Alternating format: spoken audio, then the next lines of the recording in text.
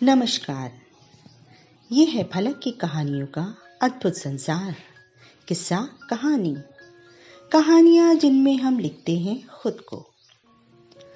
मैं हूँ अलका निगम और आपको सुना रही हूँ लेखक यानी खुद की लिखी स्वलिखित कहानी और माँ चली गई।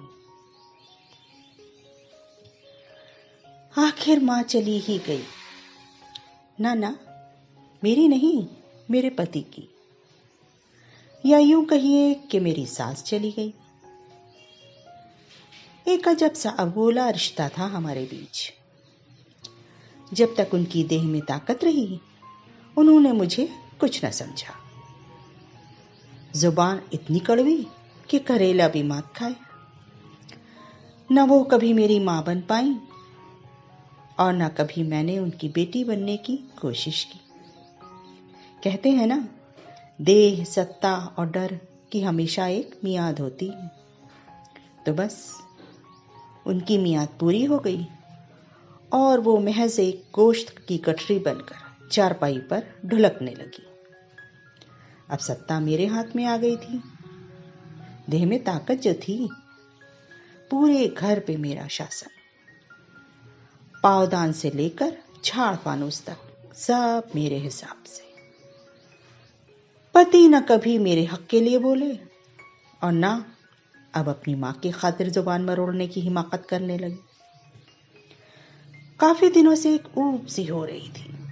पूरा घर लकदक, पर लिविंग रूम से सटे कमरे में पड़ी उनकी चारपाई अचानक सी मुझे अखरने लगी थी। कारण, एक प्रदर्शनी में देखा लग्जरी सोफा।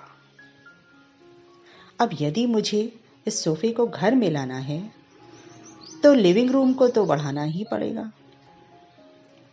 यानी सास के कमरे की दीवार को हटाकर दोनों कमरों को एक करना पड़ेगा। पर उनके जीते जी तो ये संभव नहीं था। अब धीरे धीरे मुझे उनका होना अखरने लगा। आते जाते एक झुंझलाहट सी होने लगी। पता नहीं कब ये कमरा खाली होगा, कब मैं सोफा। उफ। आखिरकार एक दिन जब सास की तबीयत काफी खराब हो गई तो उन्होंने मुझे अपने पास इशारे से बुलाया। न जाने क्या था उनकी पनीली आंखों में कि मैं अंदर तक सिहर गई। अपने मनोबल को पहली बार टूटते महसूस किया। बस इतना बोली, मेरे बाद ये कमरा बैठक में मिला लेना, समझी? ये समझी शब्द ने मेरे मानस पटल पे हथौड़े सवार किया। जब तक मैं संभलती, उनकी देह से आत्मा दोनों कमरों के बीच की दीवार को पार कर मुक्त हो चुकी थी। अचानक फोन की घंटी बजी। मैंने कांपते हाथों से उठाया। उधर से आवाज आई, मैडम सोफा कब ले आए? और मेरे मुंह से सताह निकला, नहीं, नहीं चाहिए, कभी नहीं। तो ये थी कहानी, इतनी ही। अभी आप सुन रहे थे मेरी यानी अलका निगम की आवाज में मेरी ही स्वरचित कहानी। फिर मिलते हैं एक नई कहानी के साथ। तब तक के लिए नमस्कार।